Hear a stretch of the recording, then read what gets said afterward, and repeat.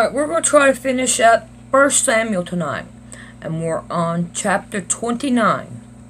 Now the Philistines gathered together all their armies to Aphek, and the Israelites pitched by the fountain which was in Jezreel.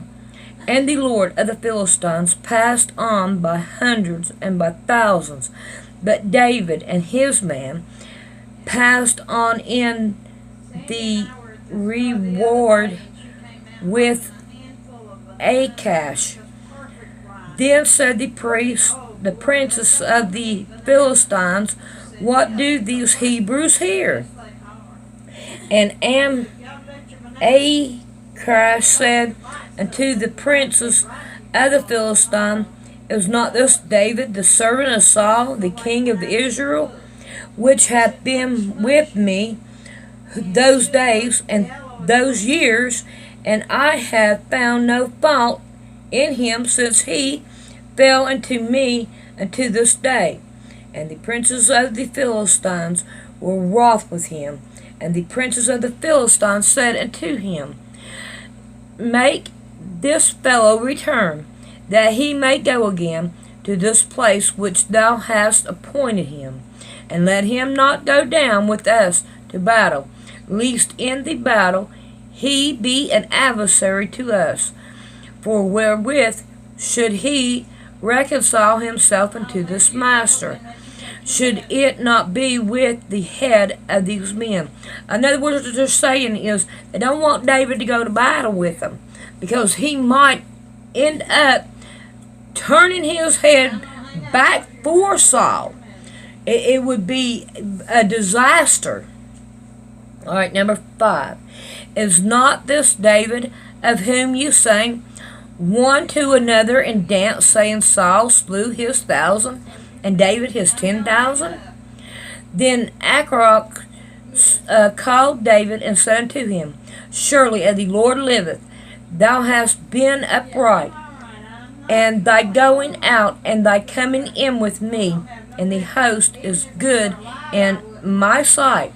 For I have not found evil in thee since the day of the coming into me, and unto this day. Nevertheless, the Lord's favor thee not. Therefore return now, and go in peace, that thou displease not the Lord of the Philistines. And David said unto Achroc, But what have I done? And what hast thou found in thy servant so long as I have been with thee unto this day, that I may not go fight against the enemy of my lord the king? And Achroc answered and said to David, I know that thou art good in my sight, as an angel of God, notwithstanding. The prince of the Philistines have said, He shall not go up with us to the battle. Wherefore, now rise up early in the morning with thy master's servants, that are come with thee. And as soon as you be up early in the morning, and have light, depart. So David and his men arose up early to depart in the morning, and returned to the land of the Philistines. And the Philistines went up to Jezreel.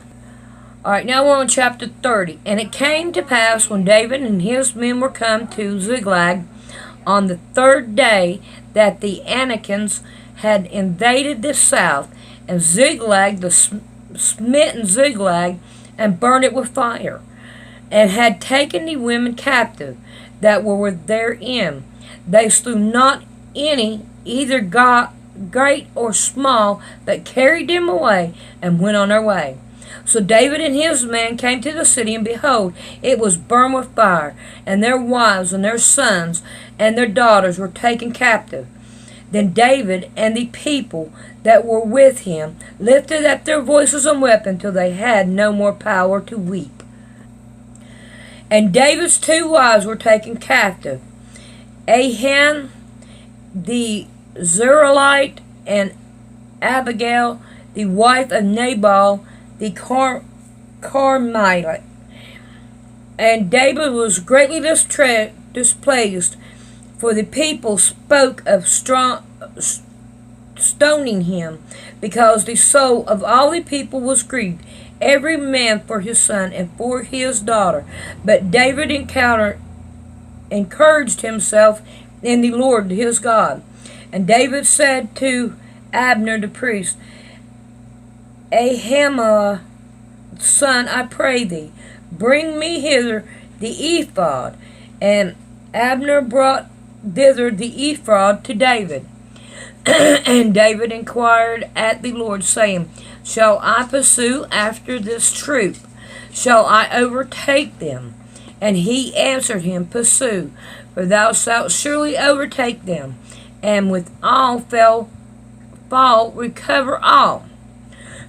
So David went, he and the 600 men that were with him, and came to the brook Beshor,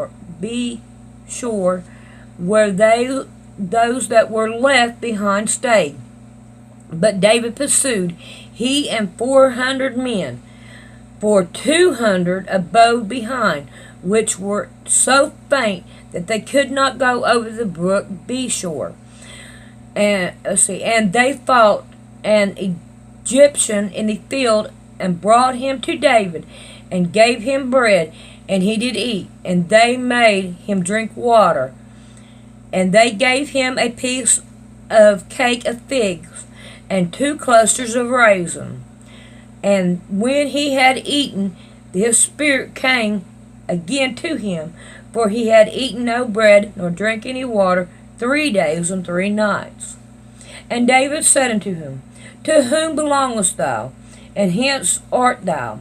And he said, I am a man of the Egypt, servant to the Amalek, and my master left me, because 3 days ago I fell sick.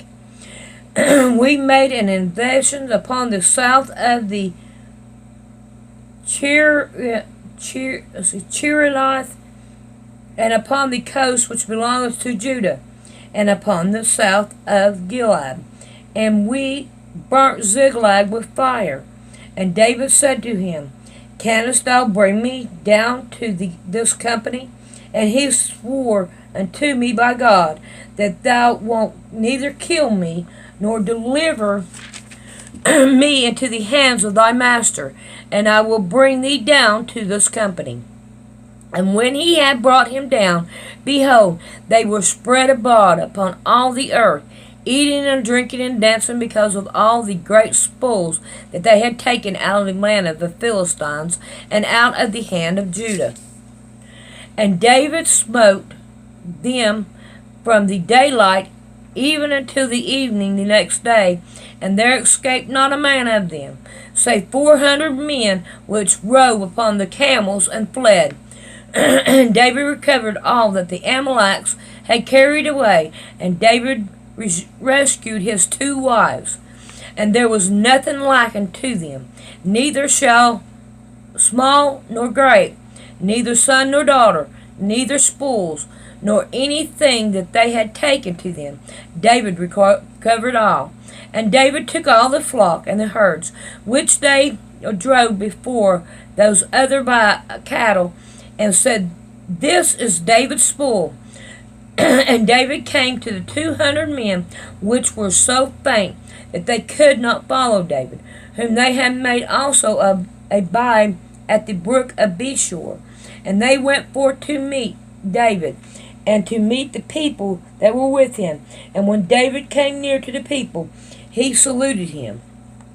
Then answered all the wicked men and the men of Belial, of those that went with David, and said, Because they went not with us, we will not give them aught of the spoils that we have recovered, save to every man his wife and his children, that they may lead them away and depart.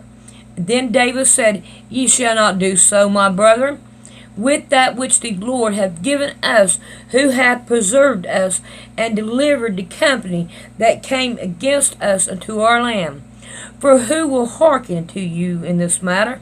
But as his part is that goeth down to the battle, so shall his part be that tarrieth by the staff, they shall part alike. And it was so from that day forward that he made it a salute and an ordinance for Israel unto this day. And when David came to Ziklag, he sent of the spoils unto the elders of Judah, even his friends, saying, Behold, a present for you of the spoil of the enemies of the Lord, and to whom which were in Bethel, and to whom which were in South Ramoth, and unto them which were in Jair, and to them which were in Aroer, and unto them which were in Sipmoth, and unto them which was in Shamada, I don't know what that word is, and unto them which were in Rachel, and unto them which were in the cities of the Jeremites, and to them which were in the cities of the Canaanites, and to them which were in Horam, and to them which were in Char-atham, and to them which were in Athroch, and to them which were in Hadron, and to all the places where David himself and the men were wont to hunt. Alright, we're on the last chapter of 1 Samuel, and it's chapter 31. Now the Philistines fought against Israel, and the men of Israel fled from before the Philistines, and fell down slain in Mount Geba. And the Philistines fell hard upon Saul and upon his sons, and the Philistines slew Jonathan, and Abiathar, and Michal, Saul's sons. And the battle went sore against Saul, and the archers hit him, and he was sore wounded of the archers. Then said Saul to his arch-bearer, Draw thy sword, and thrust me through therewith, lest the uncircumcised come and thrust me through, and abuse me. But his armor would not, for he was sore afraid. Therefore Saul took a sword, and fell upon him. And when his armbearer saw that Saul was dead, he fell likewise upon his sword, and died with him. So Saul died, and his 3 sons, and his armbearer, and all his men that same day together. And when the men of Israel that were on the other side of the valley, and they that were on the other side of Jordan, saw that the men of Israel fled, and that Saul and his sons were dead, they forsook the city and fled. And the Philistines came and dwelled in them.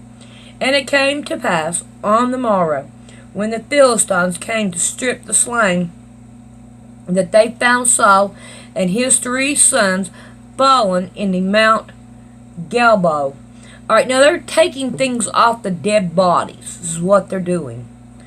Alright, and they cut off his head, and stripped off his armor, and sent it into the land of the Philistines around about, and published it in the house of their idols, and among the people. And they put their armor in the house of Ashtaroth, and they fastened his body to the wall of the Bethshan.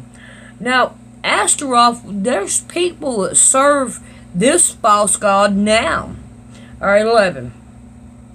And when the inhabitation of Jabal Gilead heard that which the Philistine had done to Saul, and all the valiant men arose, and went all night, and took the body of Saul, and the bodies of his son, from the wall of Bethshan, and came to Jabesh, and burnt them, and burnt them there. And they took their bones, and buried them under a tree at Jabesh, and fasted 7 days. So right here is where they cremated them. Okay? So they cremated Saul. Alrighty, so we found the first cremation in the Bible.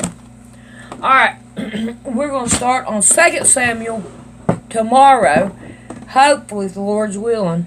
And then, I think you're pretty well much going to hear the same thing, but you're going to have a little bit more tidbit that goes with the stories, and you get more knowledge into it. Alright, we'll see you then.